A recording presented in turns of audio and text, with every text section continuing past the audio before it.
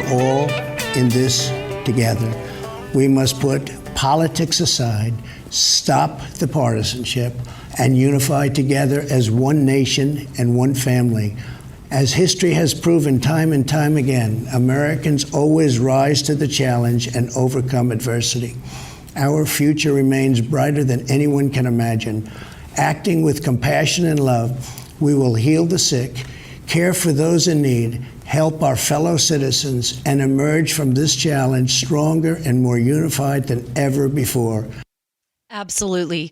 This is so important. What President Trump essentially is saying to all of us is how important we are to one another. And we are in this together. I mean, I can tell you how this is affecting my personal life here at the Sarah Carter Show. I mean, right now, even in our studio here at Radio America, only essential personnel at the studio. We're not even having guests come in. In the school system, my daughter's in school today, but she may not be for the rest of the month. We don't know yet because Loudoun County actually is shutting down their schools, which means eventually all the other counties are going to kind of follow suit. I don't think that they're going to stay open. So I'm going to have to find a way to keep my child at home, keep her, still studying, reading, catching up with her work from home, like a lot of other parents out there. And I just recently traveled. I was actually in Boston. My husband was there for some medical checkups, and I was there with my daughter. We were there for 3 days, and I can tell you, it was a ghost town. I mean, inside the Boston airport, there were barely any people flying. I couldn't believe it. I just walked straight through security. They were like, yeah, nobody's hardly here today. The flights were less than half empty. People are canceling their trips. And this is a real change. This is something we all really should be very concerned about because it's affecting not only our physical health, we're wondering what's going on here, but the economy and our neighbors and our allies. And we're seeing what's happening across the globe, and these numbers are just insane. Before I go to what President Trump has authorized for us to do, the decisive actions that he's taken, which I personally believe is going to save millions of lives, I want to tell you a little bit about the numbers right now, and then I'm going to tell you who our special guest is. It has been...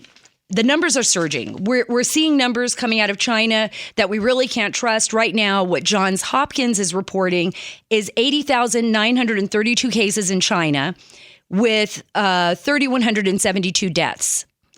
In Italy, we're seeing 12,462 cases confirmed as of Wednesday. And on Wednesday itself, 196 people died in a 24-hour period. 827 deaths total. Iran, we're hearing 10,075 cases. They think those numbers aren't accurate either, like China. They're reporting 429 deaths. South Korea, 7,869 cases, 66 deaths. We could go on and on and on. But today we have a very special guest, somebody who is going to tell you he's a doctor. His name is Dr. Ramin Oskoui. He is incredible. He is a cardiologist, but he's the CEO of Foxhall Cardiology at Johns Hopkins. He was named Physician of the Year in 2015 by Sibley Memorial Hospital, and he's an expert in his field in this, and he is going to blow your mind. In fact, he's breaking news all over the place in this interview. Really stunning what he had to say about the CDC and how they failed us. You are going to have to listen to this here at the Sarah Carter Show because it really will blow your mind. What the CDC has done and what the CDC officials have not done that have made us more vulnerable to this and have affected our country. He had a lot to say about the Trump administration. He thinks that President Trump is actually doing a very good job of mitigating this. And I'm going to go back right now because I want to read to you where we're at right now as far as this trying to contain this virus and mitigate its spread.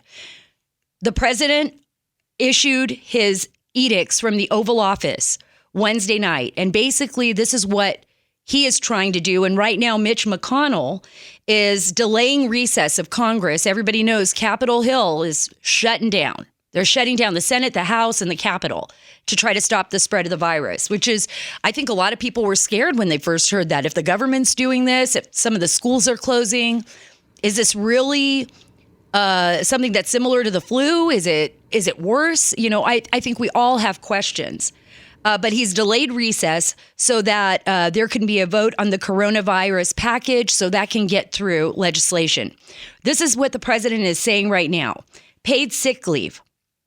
That he'll take emergency action to provide relief to employees who are quarantined or for those who are caring for others due to the coronavirus. With Congress, he's asking Congress to take legislative action to provide that relief. We see that happening today. That's what's happening right now on Capitol Hill. It's Thursday today, and it'll probably change when you listen to this.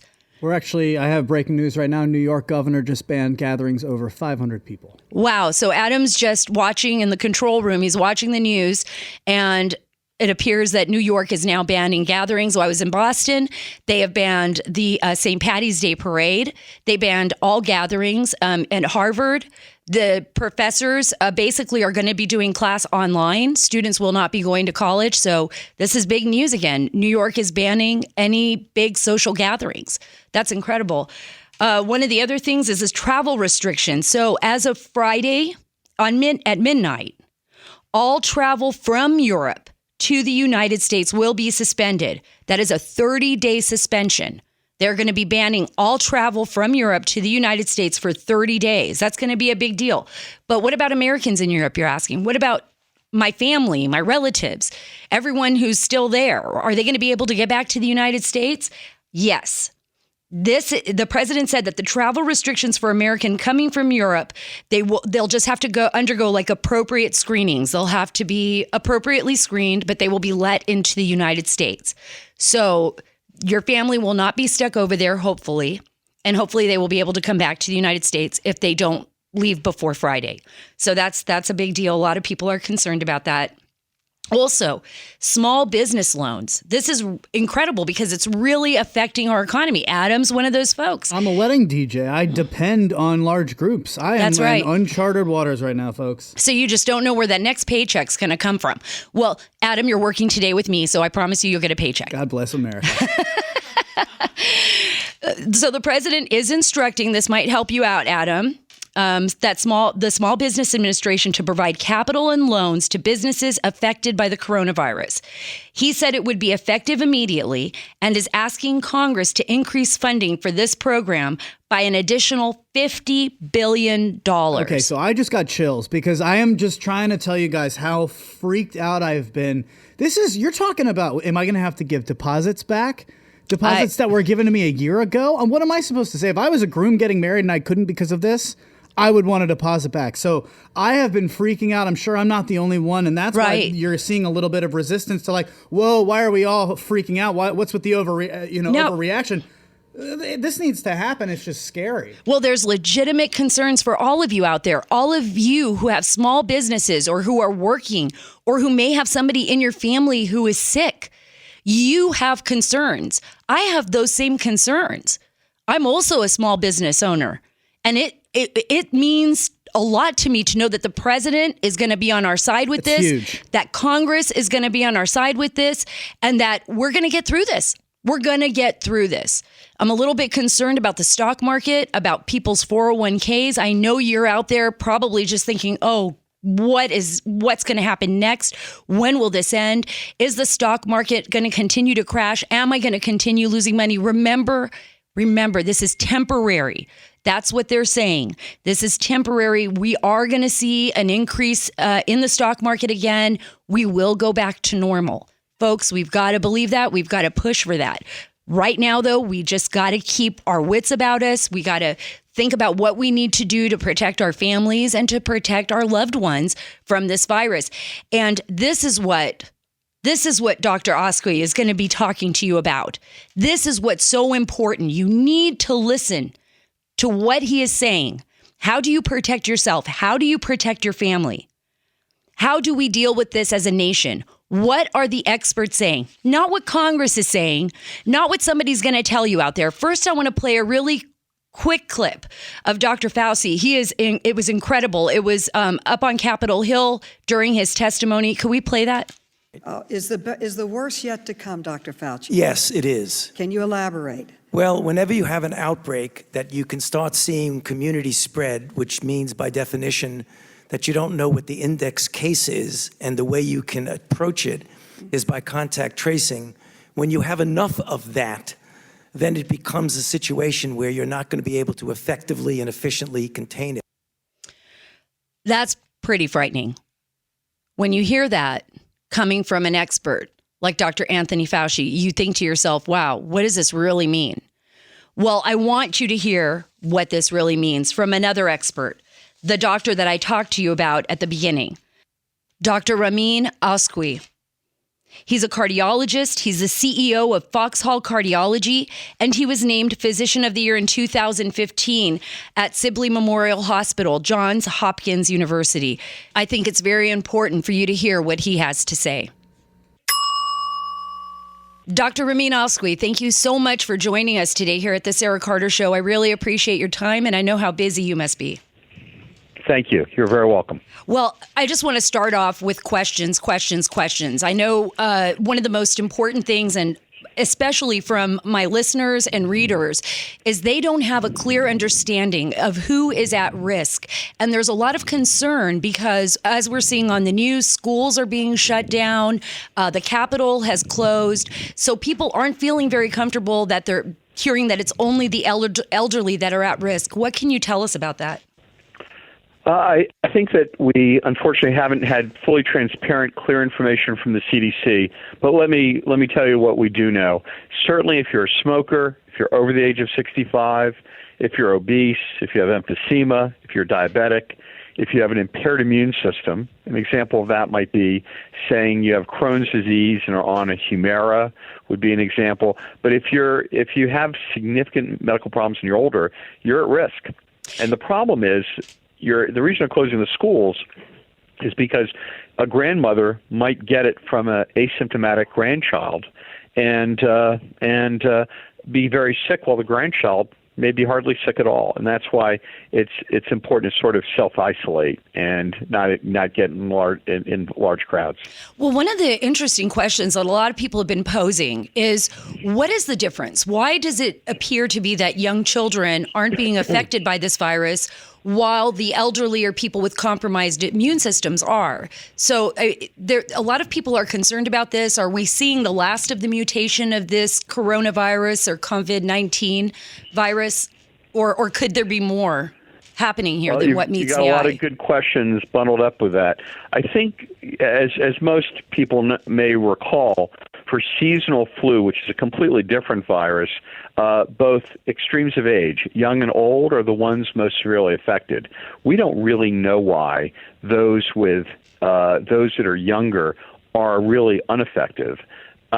There are really almost no deaths in anyone under the age of, say, 14, whereas we know conversely, in the Italian experience very recently, we're seeing double-digit death rates in people over the age of 75. So we know the elderly are much more affected. We don't know why, but just knowing that should help people. In terms of future mutations, we know of at least two mutations, the so-called L-type mutation, which is frankly more lethal and was more common early on, and now the S-type mutation, which we're seeing now, which is far less fatal, but still for those who are at risk, certainly can be.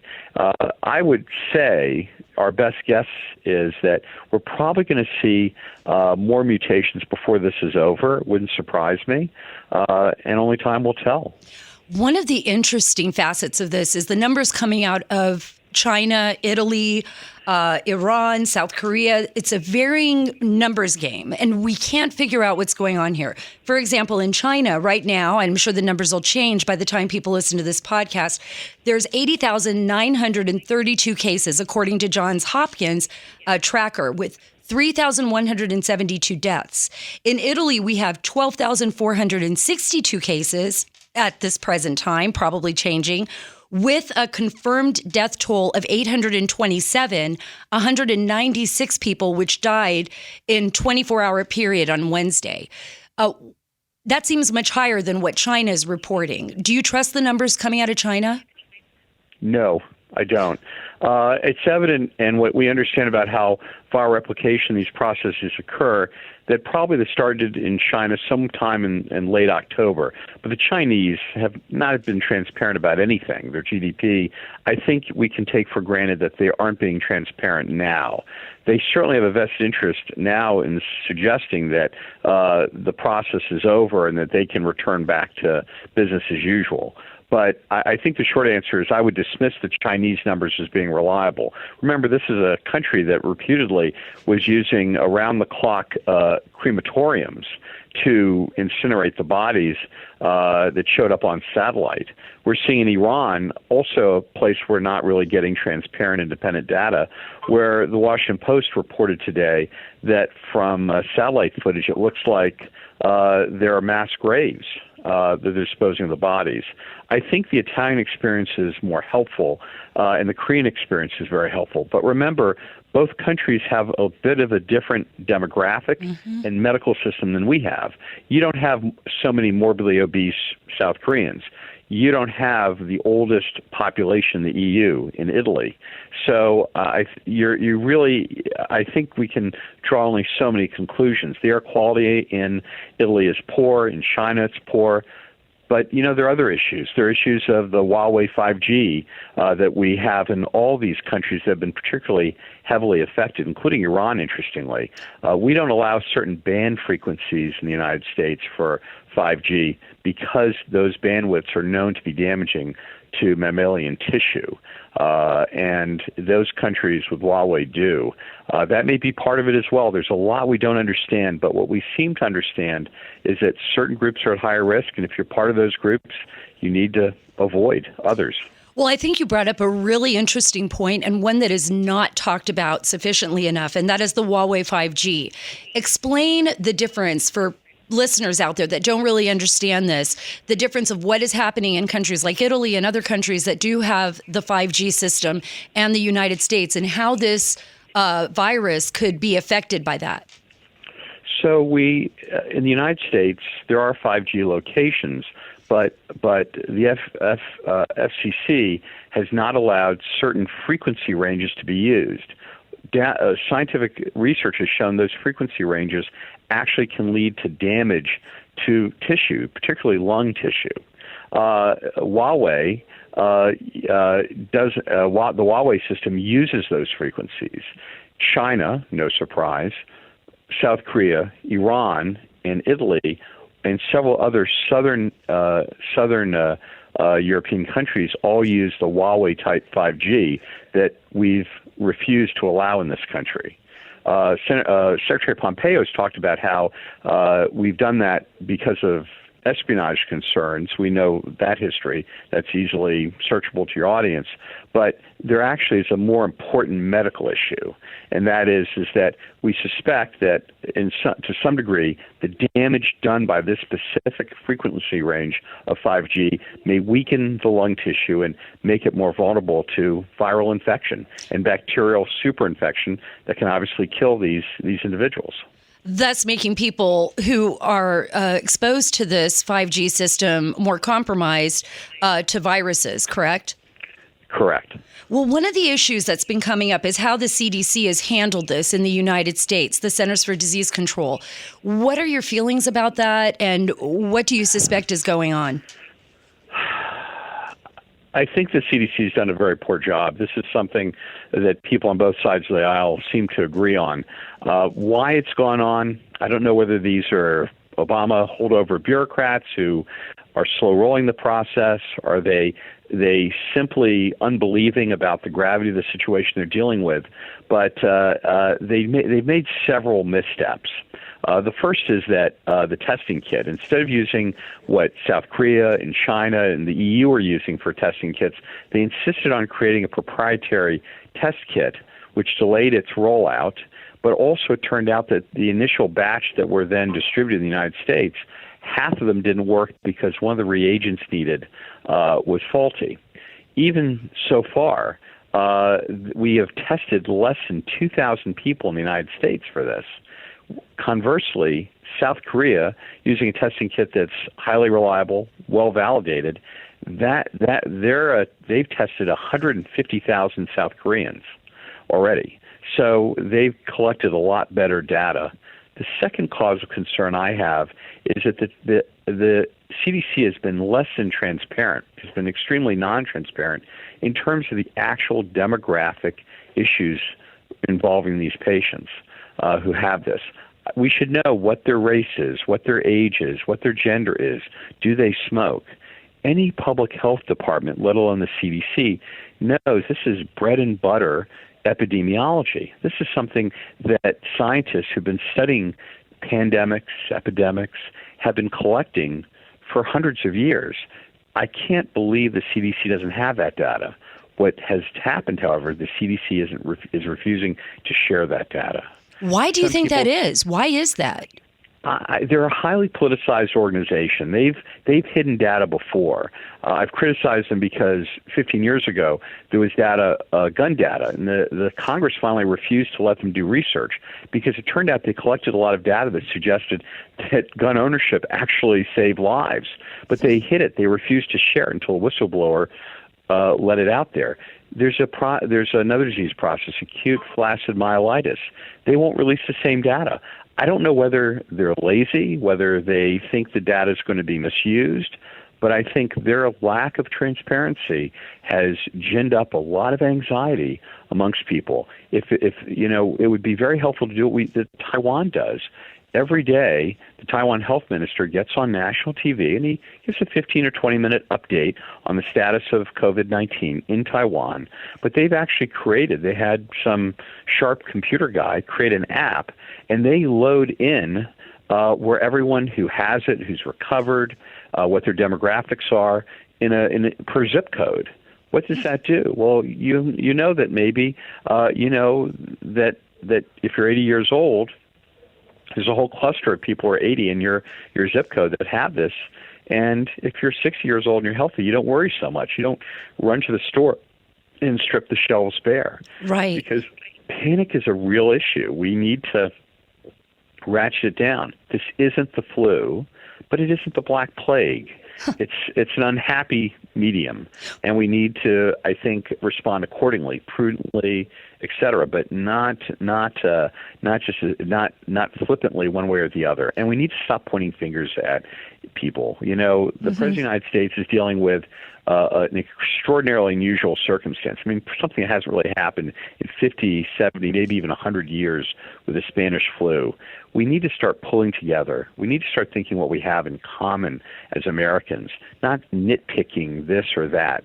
But I think finally, the one thing that needs to happen to the CDC very soon, people need to be fired. I mean, whoever approved those passengers for the Crown Princess to come back in this country, they need to lose their jobs. The people that are of blocking transparency of this data, they need to lose their jobs.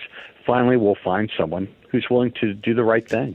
And do you think that's something that the administration is already working on? And secondly, on Trump's decisive actions that he announced from the Oval Office, how do you feel about those actions? Do you think it's going to help mitigate the spread of this virus? And is he doing the right thing?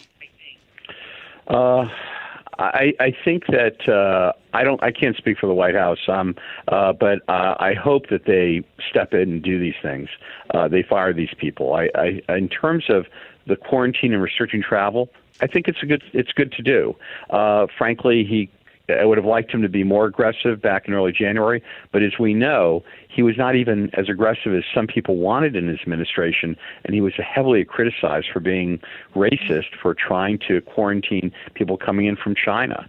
In 2020 hindsight, we know that he should have been harder, not so lenient. But what's happened has happened. I don't think aggressive quarantining is going to be a big help. I think right now we need to do local measures on a local area to try to tamp down transmission. I think we need to talk with each other about who's really at risk and protect those people. I think there's something else that needs to start happening. We need to have this conversation now. We need to start talking about onshoring production of medical goods and particularly pharmaceuticals. You're probably aware that 95% of all antibiotics are made in China. There have been newspaper reports in the Chinese news media about how if we're too critical about China, they may just flip the switch and stop our access to those things. The United States of America should never be in that position. We should not be a tributary state to China, providing them pork and fossil fuels. We should be making this stuff on the lower 48. And I think we need to turn to people we know that work for Pfizer, work for Merck, work for Amgen, work for Gilead, work for Bristol Myers Squibb, the U.S. drug companies, and say, we understand that you have a fiduciary obligation to your shareholders, but you also have an obligation to your fellow Americans as American citizens, as an American drug companies. You need to start making it here. Just because you can make huge profits abroad, we shouldn't be vulnerable to economic and political blackmail and vulnerable to the medical downside of these drugs being manufactured off our shores. There's no reason we can't be drug self-sufficient. We have the brain trust. We have the land to build these factories. We shouldn't be offshoring stuff like this. And that's really got to end. And that needs to be a discussion that we have. I think the White House, and I've spoken to people that right now the Trump administration is looking very carefully at that. And that is something that is going to be coming up in the upcoming months. Certainly something that everybody's been very concerned about, particularly with hospitals and clinics that just can't get enough of the products into their hospitals to help mitigate this. Another quick question before I let you go, because I know nobody will forgive me if I don't ask you this. What are the symptoms that people should be looking out for, and what should they do? Because if you actually feel like you're coming down with a fever, if you feel like you're getting sick, should you go to a hospital ER? Should you just contact your doctor? What if you don't have a doctor? What are things that people can do if they have symptoms of the coronavirus? So it depends on symptom severity. Running to the emergency room for a low-grade fever or cough of shortness of breath is not the right thing to do. If you think you've been exposed, you should really self-isolate. You should avoid other people. You should probably stay home. Don't go to the doctor's office and infect other people. Stay away. What I would say is if you become, however, very ill, you're coughing, you're short of breath, you have a fever, and you feel very, very sick, then you should go to the hospital to be evaluated. And then right now, that's the only place you really can go to get testing done. But I would, just because you may have had met with someone who might have been infected and you feel fine, I mean, the president's doing the right thing. There's no reason for him to be tested. He has no symptoms to be tested. Even if he tested negative and he had been interacting with someone, it doesn't change how he would treat himself. There's nothing to take. There's nothing to do. If you think you're at high risk of acquiring this, you need to self-isolate. That's all. There's no drugs to take. There's just be smart and stay away from other people so you don't pass it on. Absolutely sound advice. And any last words of wisdom, Dr. Oskoui, before I let you go? The last words of wisdom is we as Americans have been through much, much worse. We've been through the Depression. We've been invaded by the British far too many times. We fought World War II. We need to start remembering we're Americans. We need to stick together. We are the apex predators of this planet. We dominate this planet. Act like it. Remember, this is not going to take us down. It may wound us for a few months. We will come back. The stock market will come back. But more importantly, we will come back as a country, and we need to take stock in what we have in common. But I will highlight one last thing. I think we need to have an open, strong conversation, not behind the scenes, behind closed doors, but openly about drug companies reshoring, making medications in the United States. It's unacceptable that the Chinese have us by the throat and make 95% of our antibiotics. And that's a critical thing that's got to change soon and can change if our American pharmaceutical companies, some of the greatest in the world, actually make it a priority. I couldn't agree with you more, Doctor. Thank you so much for your time. Thank you for being with us today on a very busy day for you. I appreciate everything, welcome. And I'm sure our listeners do too. If I can ever help you again, let me know. Dr. Oskoui brought up so many important points, things we need to be thinking about reshoring our pharmaceuticals here in the United States. Why should China and other countries that we cannot depend on have control over our medicine?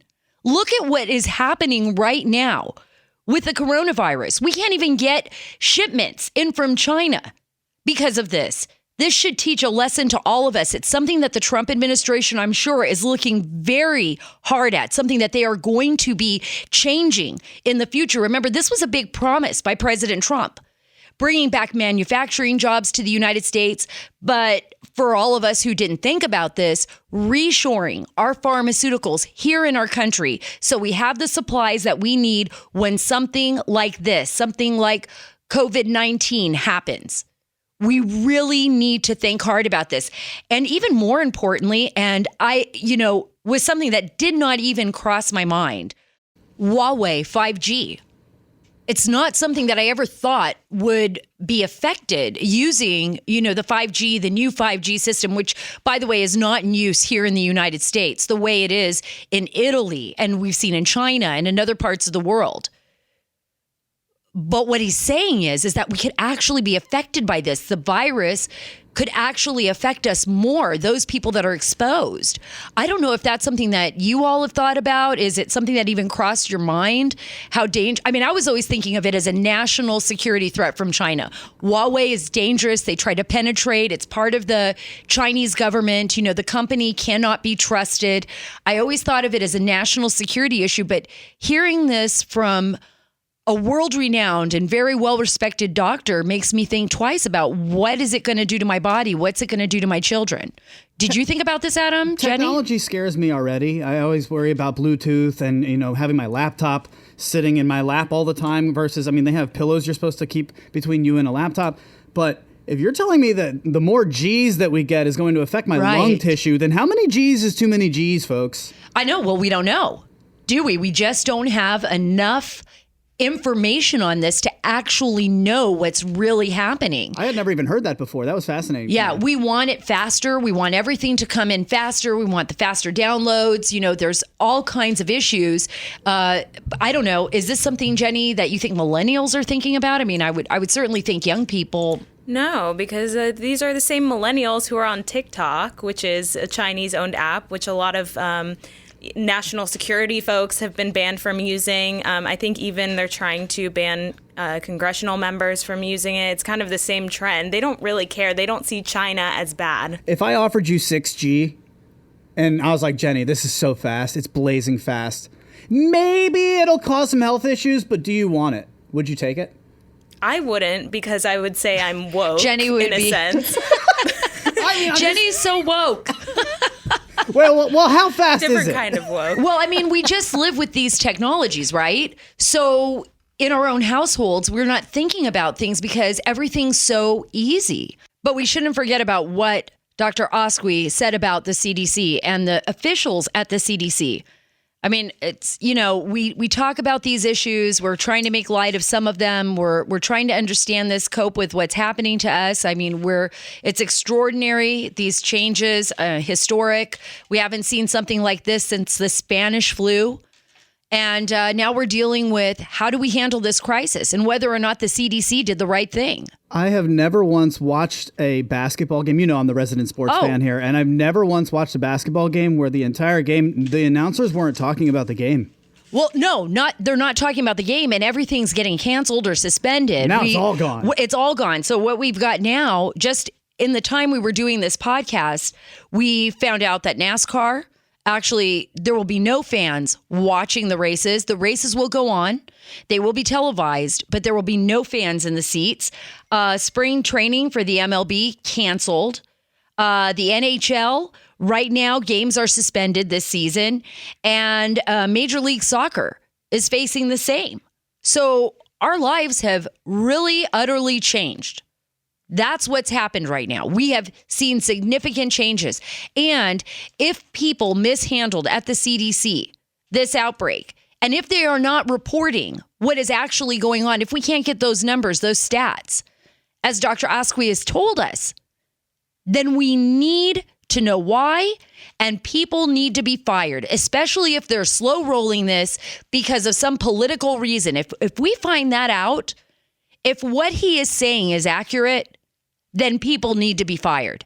They absolutely do need to be fired, and the president should investigate this, and so should Congress. We should have answers as to what's going on here, because American lives are changing, because the economy is suffering, because we're all a part of this. We're all in this together, just as the president said at the top of this podcast. We are all in this together. But I don't want to leave you on this, doomsday note. I don't think so. I don't want to be an alarmist. We're going to get through this. Just like we said at the beginning of the podcast, we're going to find a way to work through this together. And there is happy news in Congress. There are wedding bells. Yes, thank you, Adam. People are just going crazy and cheering in Congress because guess what? Ilhan Omar is getting married. Or she got married, actually. Does she need a DJ? I was going to say. She already got married. Actually, she got married to the man she said was not her lover, Democratic consultant Tim Minette. Yeah. I'm sorry, what? They were both married. They are now both divorced, and now they are married to each other. She denied, though. Remember this, folks? She denied ever being with Tim Minette. I mean, they were in tons of pictures together. Everybody knew it. His wife, ex-wife, put it in the court papers, said that her husband was having an affair with Ilhan Omar. And remember, Ilhan Omar, Congresswoman Omar, loves to tell people how to live, is very stern about what she believes is the moral lines that should or should not be crossed, with a lot of her own thought process and ideology. Just read her Twitter. But now, she has written Alhamdulillah. Now, Alhamdulillah means praise be to God about her marriage. She is very excited. She wants to tell the world. I want to go back and ask her why she lied about it to begin with, but I don't think I need to do that because we know that they were having an affair. And people who are having an affair lie, even publicly. That's what they do. But those church bells are ringing. And you know what? According to the FEC, between October 1st and December 31st, I don't know. He's making some good money, though, Tim Minette.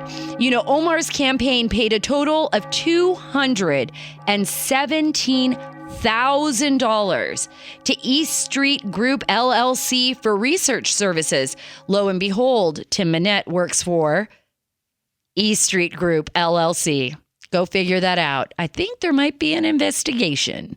But I don't know. Jenny brought up a good point. A lot of people are saying on Twitter all kinds of things like, well, they may have gotten married so he doesn't have to testify against her. This is like, wow. It's like space music.